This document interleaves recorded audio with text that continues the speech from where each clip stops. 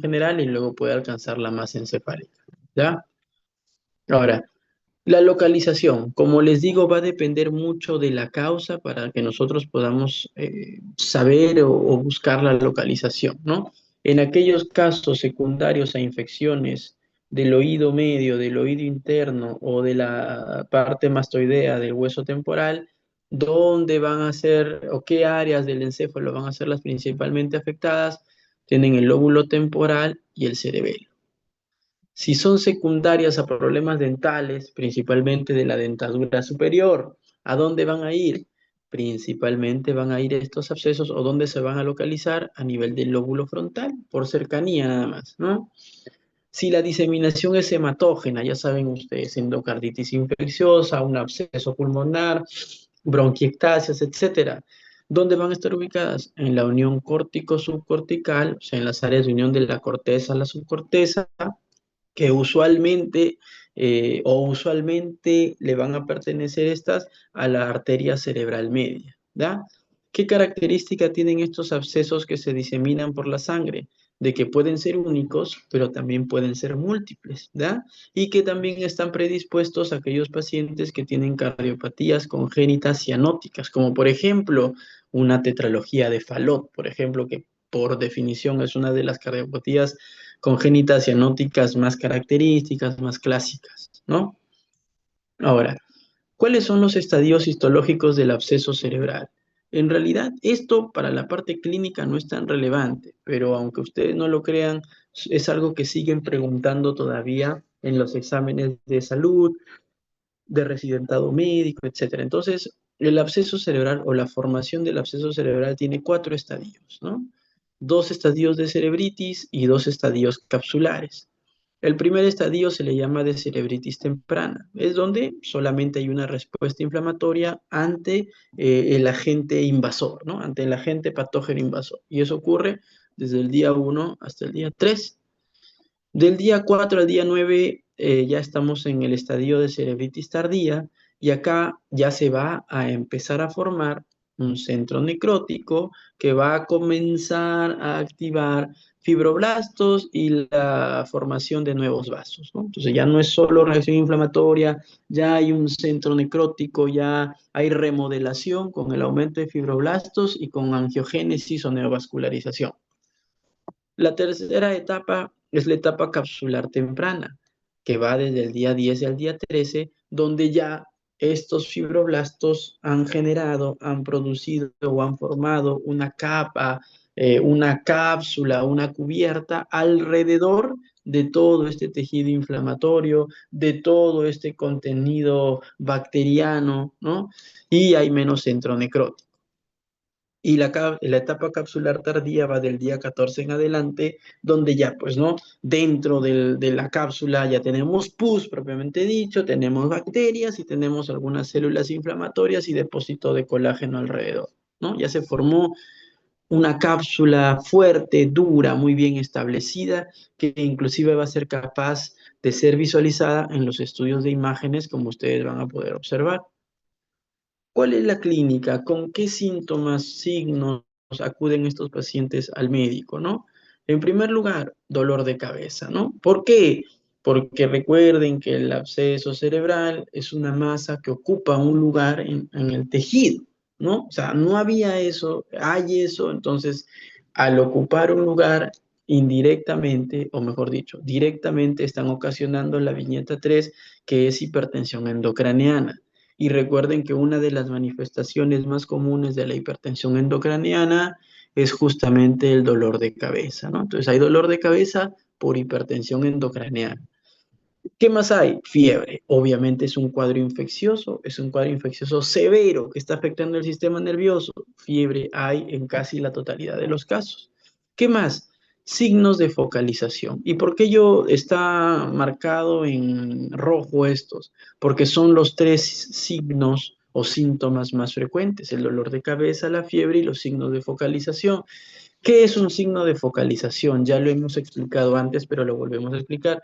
Un signo de focalización es la presencia de un síntoma que representa o que demuestra que hay una parte del tejido encefálico que está afectado. Por ejemplo, una debilidad en un lado del cuerpo, una hemiparesia derecha es un signo de focalización. ¿Por qué?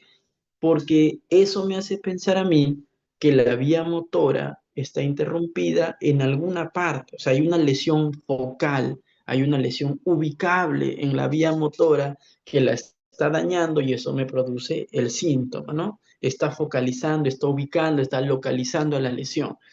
Otro signo de focalización, por ejemplo, las alteraciones del lenguaje, las alteraciones sensitivas, los trastornos visuales, las manifestaciones cerebelosas, etcétera, porque todo me dice que hay una parte del sistema nervioso que está siendo afectada, interrumpida, comprometida, ¿ya? Luego, ¿qué más? Alteración del estado de conciencia, pues en aquellos abscesos grandes o en aquellos abscesos que están localizados cercanos a una área que regula la conciencia, ¿no? El sistema reticular activador ascendente. Crisis epiléptica si es que hay irritación de la corteza cerebral, síndrome meningio si es que hay complicaciones. Por ejemplo, una de las complicaciones más graves, más mortales de los abscesos cerebrales, ¿cuál es? Es la ruptura intraventricular del absceso cerebral. O sea, que el absceso vacíe su contenido purulento hacia los ventrículos. Y eso, pues obviamente, al estar el contenido purulento en contacto con el líquido cefalorraquídeo y luego pasar al espacio subaracnoideo, produce irritación meningial, tal cual como lo haría una meningoencefalitis, ¿ya? Y luego, ¿qué más? Compromiso de nervios craneales, principalmente en aquellos casos en los cuales el absceso tenga una localización en el tronco encefálico. Sigamos. ¿Cómo se hace el diagnóstico? Primero, la sospecha clínica, dolor de cabeza, fiebre y síntoma de focalización, ya saben que es la tríada característica, ¿no? Y obviamente hablando un poco de epidemiología, viendo los antecedentes, tenía una infección ótica crónica que no curó, tenía una infección dental crónica o estaba hospitalizado o estuvo hospitalizado hace poco por una endocarditis bacteriana, o tiene que el antecedente de tener una tetralogía de Fallot, pues eso importa, ¿no?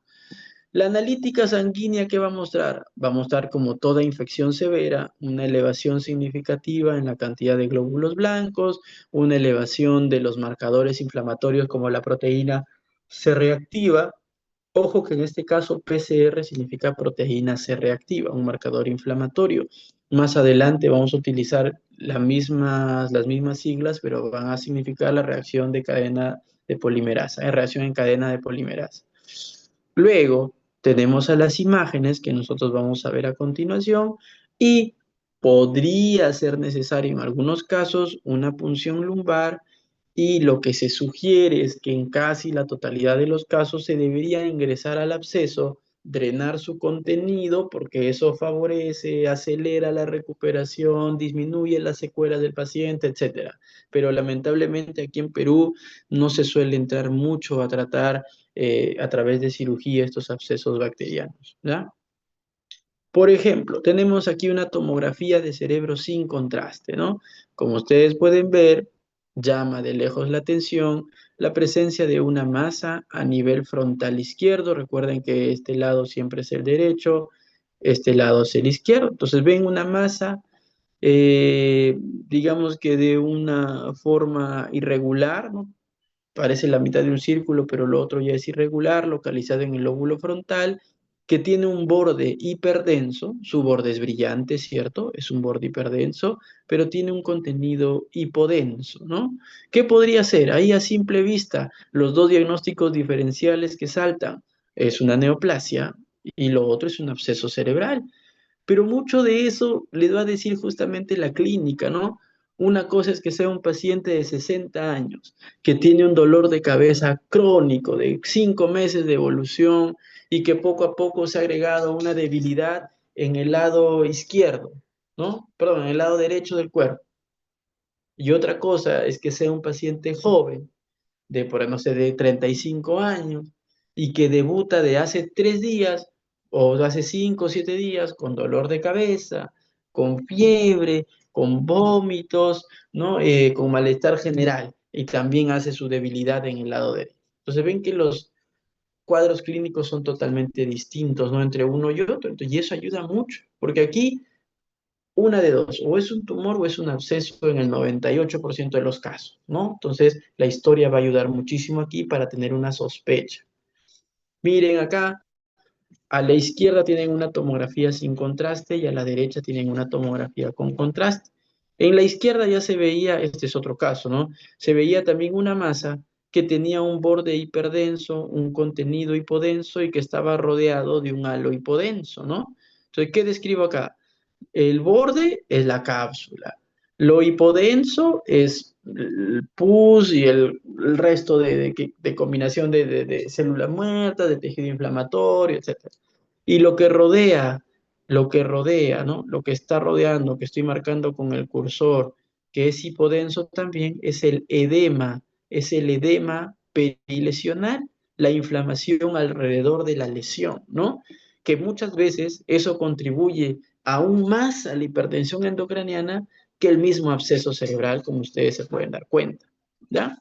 En cambio, cuando yo le pongo contraste, miren cómo hay una captación homogénea, casi simétrica de la cápsula del contraste, ¿no? Y luego lo otro también se ve, el contenido hipodenso y el halo hipodenso también, que es el edema, ¿no? Entonces ven que en el caso de la sospecha de un absceso cerebral, sí hay que administrar contraste y usualmente la captación del contraste es una captación periférica que se llama en anillo.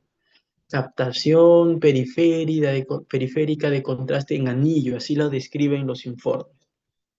Tenemos acá, miren, una tomografía que muestra otro caso, miren, ¿no? Ahí la presencia de una gran masa frontal izquierda, es con contraste esta tomografía, miren cómo la cápsula capta contraste, el contenido es hipodenso, tiene un edema perilesional y obviamente también les tiene que llamar mucho la atención a ustedes que está ocupando un espacio, que hay un efecto de masa que está empujando, miren, ¿no? La línea media, la hoz del cerebro la está empujando hacia la derecha, obviamente que está produciendo hipertensión endocraniana, está produciendo un colapso o un cierre de los ventrículos.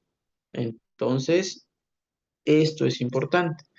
Al costado tienen una resonancia, un protocolo T2, donde lo que llama mucho la atención es que el contenido de dicha masa es un contenido brillante, o sea, es un contenido líquido, muy probablemente, que va pues de la mano con la colección de pus que ocurre en los abscesos. Miren cómo el edema perilesional también es hiperintenso en el protocolo T2, ¿ya? Entonces no se olviden. Tenemos aquí a la izquierda, a nuestra izquierda, un protocolo T2 de resonancia y a la derecha una resonancia con contraste, ¿no? ¿Qué llama la atención? La masa. En el protocolo T2, la cápsula se ve hipointensa. Ojo, anoten.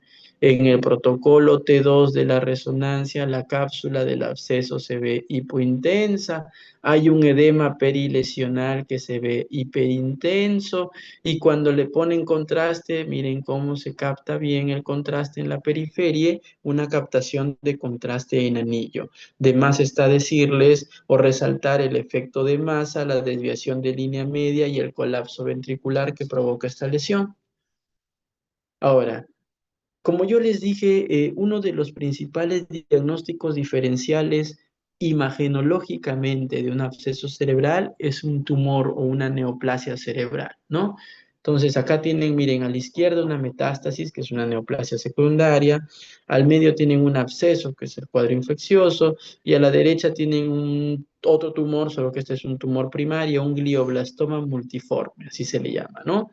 Ven que los tres en el protocolo T1 de la resonancia con contraste, todos se ven bastante parecidos, ¿cierto? Entonces, la verdad hay que hacer demasiado capo o tigre para que solo con la imagen decir qué es, porque aquí los tres se ven idénticos.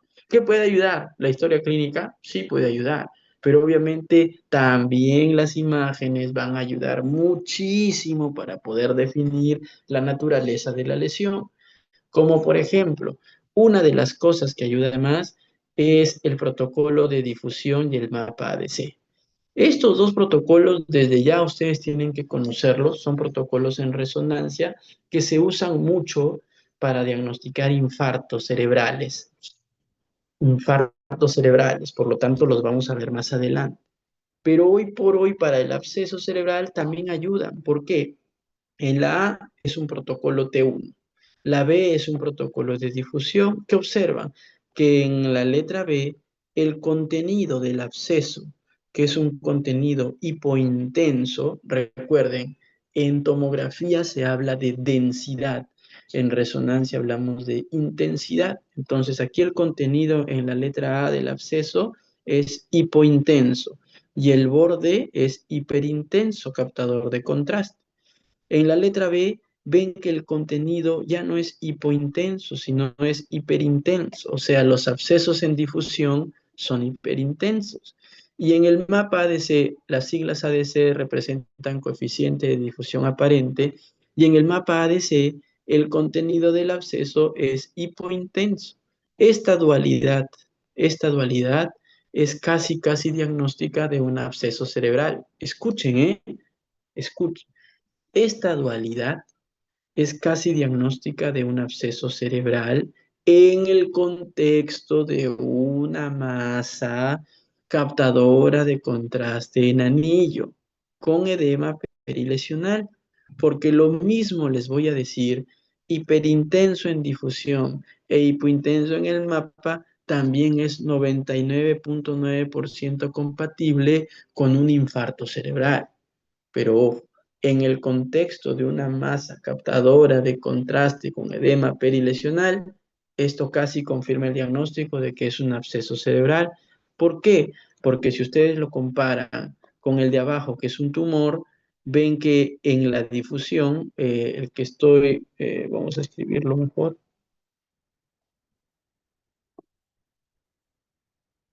Esta es la difusión, el que estoy poniendo DWI, o sea, esta fila es la difusión este y este. Como verán, en el absceso, en la difusión se ve brillante, en cambio, en el tumor, en la difusión, el tumor se ve más bien oscuro, hipointenso.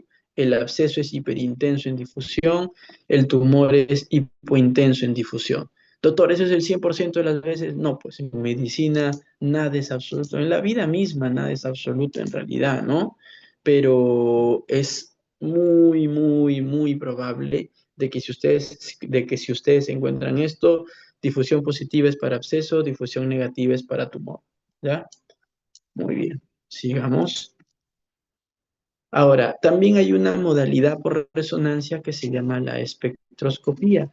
La espectroscopía es una modalidad o es un protocolo adicional de la resonancia que nos permite a nosotros valorar indirectamente la presencia de algunos metabolitos en distintas partes de la masa encefálica según su peso molecular por partículas por millón. ¿Ya? Entonces, son distintos los metabolitos que se pueden encontrar.